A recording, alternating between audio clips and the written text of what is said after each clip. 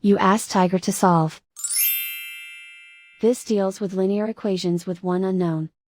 The final result is y equals 10. Let's solve it step by step.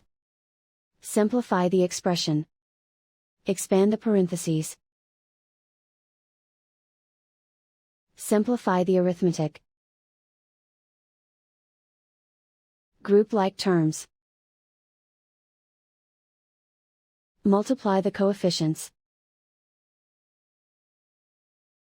Group all constants on the right side of the equation. Subtract 56 from both sides. Group like terms. Simplify the arithmetic.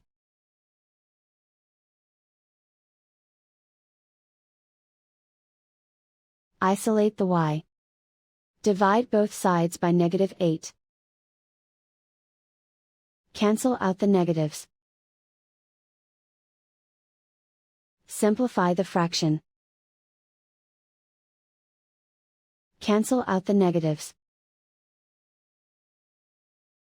Find the greatest common factor of the numerator and denominator. Factor out and cancel the greatest common factor.